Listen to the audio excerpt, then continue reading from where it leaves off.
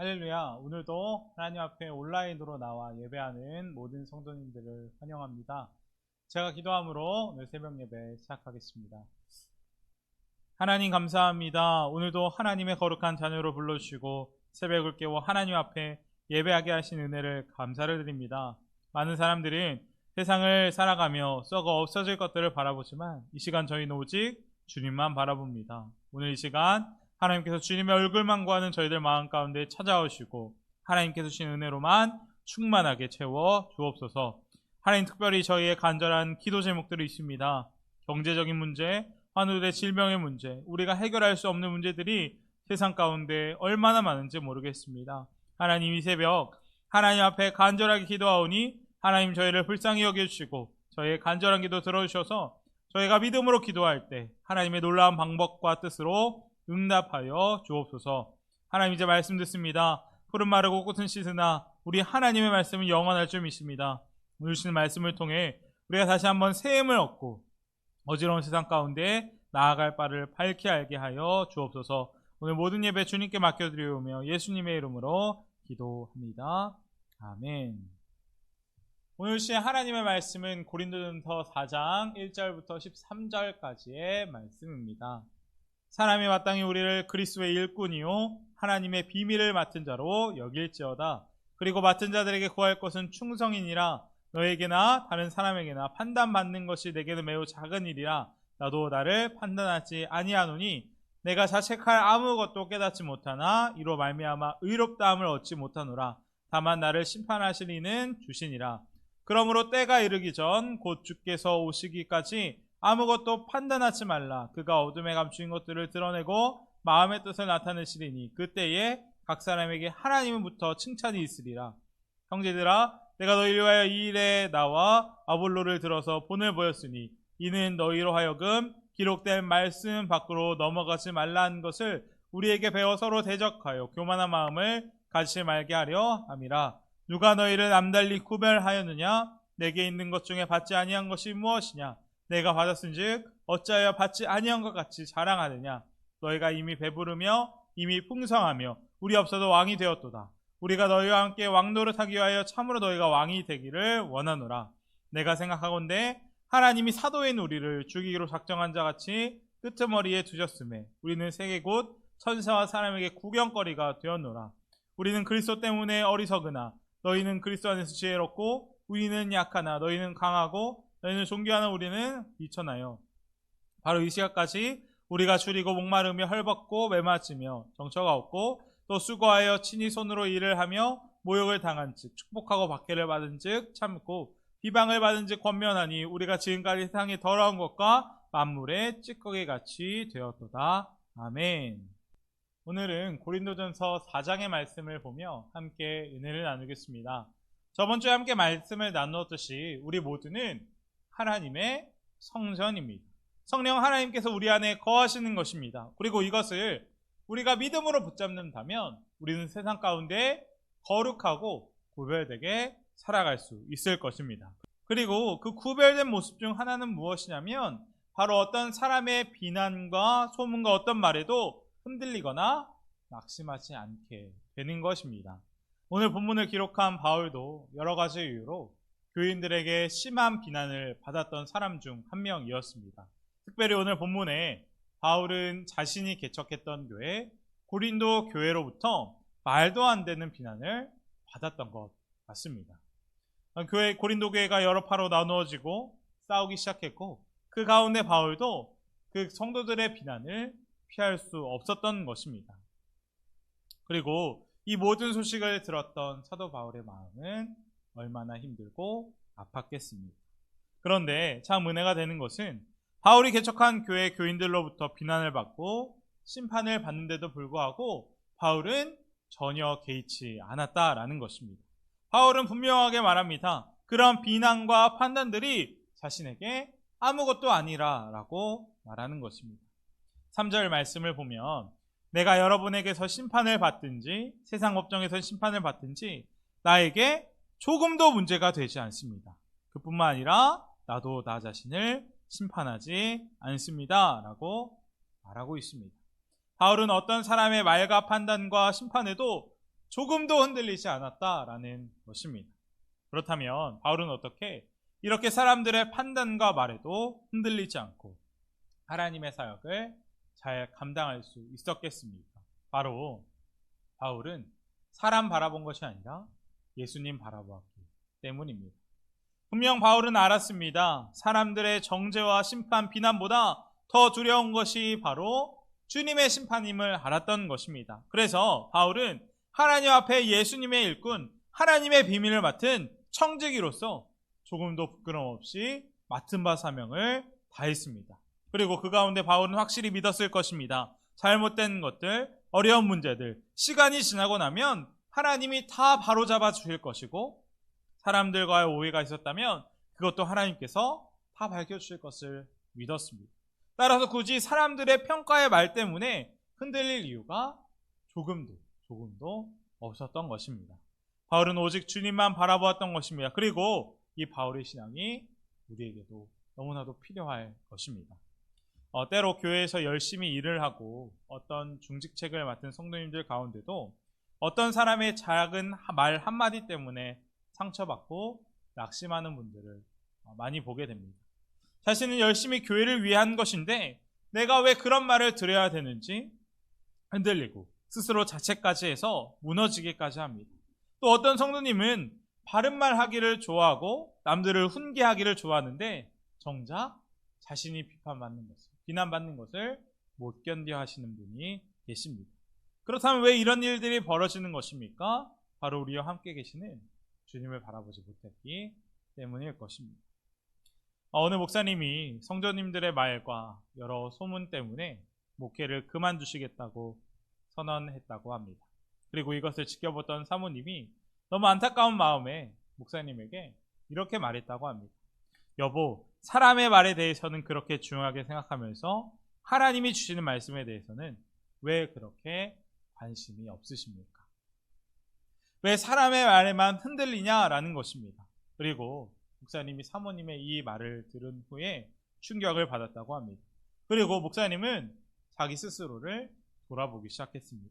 평생 목회를 해오면서 하나님의 말씀을 전하고 복음을 전했지만 하나님께서 자신에게 주시는 말씀은 정작 듣지 못했던 것입니다. 그래서 계속 사람의 목소리만 귀 기울이면서 살아갔던 목사님은 자신의 모습을 보게 되었던 것입니다. 그래서 이 목사님은 그제서야 하나님의 음성에 귀 기울이기 시작했다고 합니다. 하나님 보시기에는 지금 상황이 어떻습니까? 이 모든 문제를 주님께 맡깁니다. 기도로 나아가는 것입니다. 그리고 그제서야 비로소 하나님의 마음을 깨닫고 그 목회의 위기를 잘 넘겼다라고 했습니다. 이 목사님의 모습이 우리에게도 필요할 줄 믿습니다. 분명 우리를 판단하시고 심판하신 분은 오직 주님 한 분뿐입니다. 따라서 우리가 명심해야 할 것은 사람들 앞에서의 행동보다 주님 앞에서 어떻게 행동하고 어떻게 평가받을지에만 더 집중해야 한다는 것입니다. 그래서 오늘 3절 말씀에 바울은 다른 사람들에게 판단받는 것을 뭐라고 하고 있습니까? 아주 작은 일, 아무것도 아닌 작은 일이라고 하고 있는 것입니다. 사람의 판단보다 주님의 판단이 훨씬 더 정확하기 때문입니다.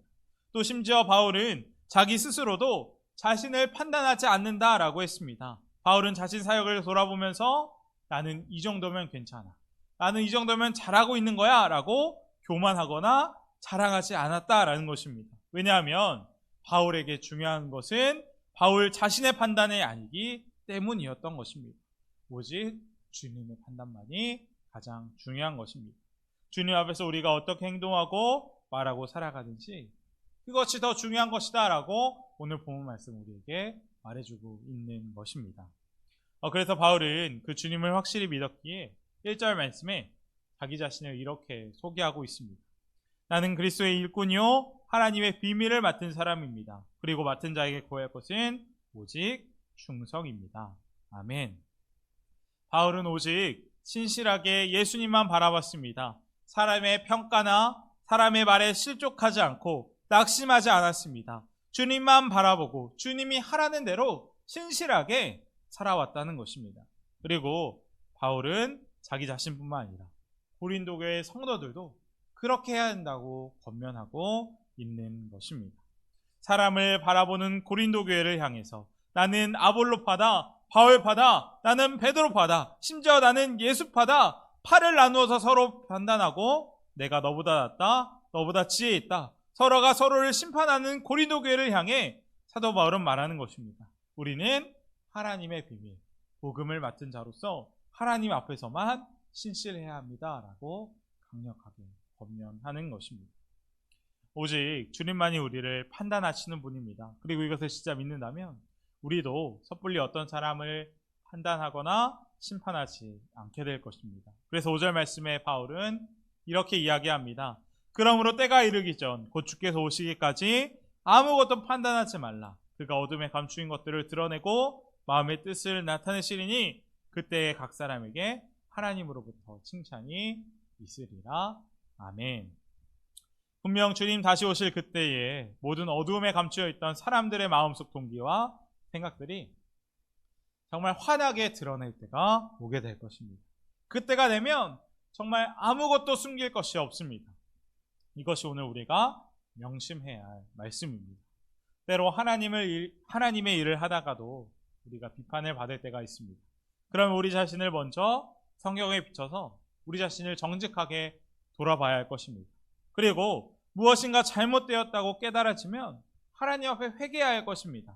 그러나 주님 앞에 정말 부끄러운 것이 없다면 담대해야 할 것입니다. 그 작은 말 한마디 때문에 무너지면 안 될 것입니다. 이런저런 얘기나 소문도 날 수 있겠지만 하나님 앞에 부끄러운 것이 없다면 오직 말씀을 기준 삼아 신실하게 행했다면 결국 지나고 나서 다 하나님이 판정 내려 주실 것입니다.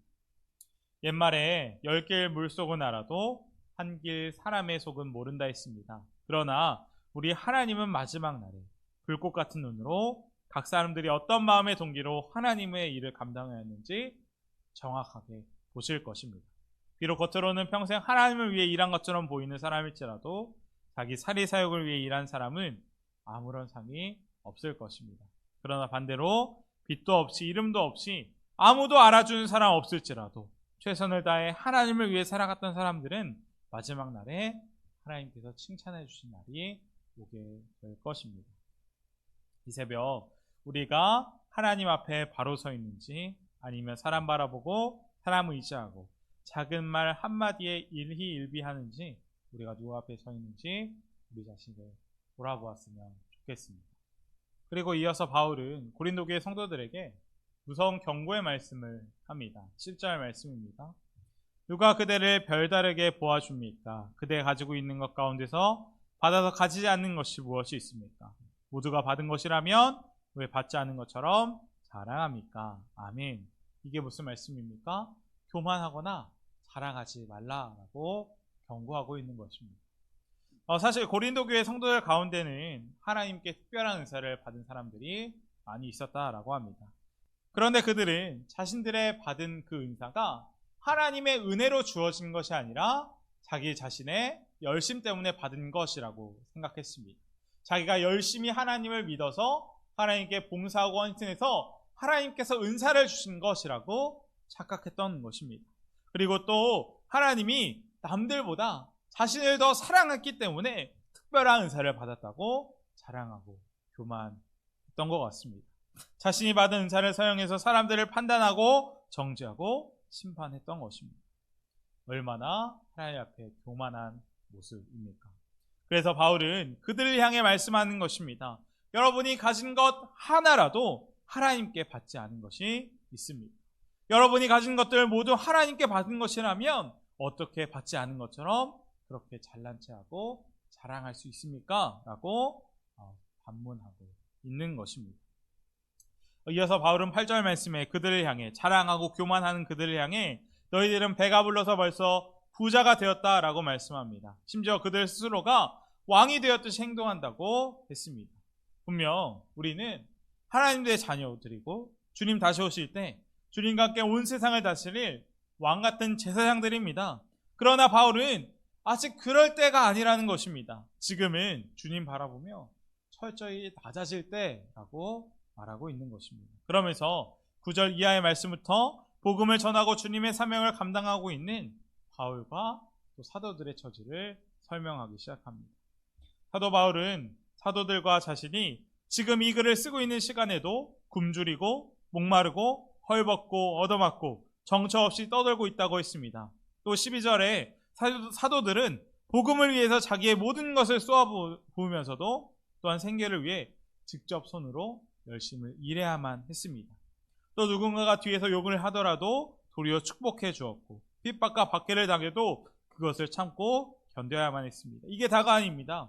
13절 말씀에 누군가 사도 바울과 사도들을 비웃고 헐뜯었을지라도 여전히 따뜻한 말로 응대해 주었고 선한 말로 권면했고, 사도 바울은 지금 이 순간까지도, 자신이 글을 쓰고 있는 이 순간까지도 자신과 사도들은 사람들이 자신들을 세상의 더러운 것과 만물의 찌꺼기 같이 취급하고 있다라고 말하고 있는 것입니다.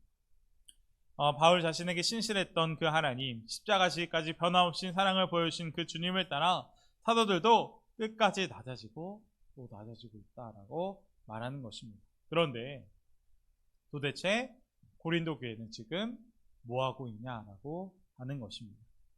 분명 사도들이 복음을 전하는 가운데 어려움을 겪고 있다면 교회는 그들을 위해 기도해야 할 것입니다. 그런데 고린도 교회는 사도들을 심판하고 정죄하고 비난하고 자기들끼리 분열되고 싸우고만 있었습니다. 자기가 받은 은사로 자랑하고 교만하기까지 했습니다. 하나님 보시기에 그들은 어떤 모습이겠습니까? 우리 모습 속에서도 자랑하고 교만한 고린도 교회 성도들의 모습이 있는지 돌아보았으면 좋겠습니다. 예전에도 제가 말씀드렸지만 저희 집은 포도 농사를 짓습니다. 그런데 포도를 재배하고 또 포도 열매가 잘 나게 하려면 해야 되는 여러 가지 작업들이 있는데 그중 하나가 바로 가지치기입니다. 포도 열매가 맛있고 튼실하게 열매 맺히기 위해서는 반드시 절지 작업을 해야 하는 것입니다. 그렇다면 왜 가지치기를 합니까? 그 이유는 가지치기를 해야만 포도나무의 양분이 가지로 가지 않고 열매로 가기 때문입니다. 만약 가지치기를 하지 않는다면 나무가 크게 보이고 잎이 풍성해 보일지 모르지만 열매는 점점 맛이 떨어지는 열매가 되는 것입니다. 그래서 포도를 수확하기 전까지는 계속해서 필요한 가지만 남겨놓고 새로 자라는 가지들을 잘라주는 작업을 해야 하는 것입니다. 그리고 이 가지치기는 포도나무뿐만 아니라 하나님을 믿고 살아가는 우리들에게도 꼭 필요한 작업이 아닐까 싶습니다. 분명 주님은 우리에게 열매로 그들을 알지라 라고 했습니다. 따라서 우리가 좋은 열매를 맺기 위해서는 가지치기를 해야 될 것입니다.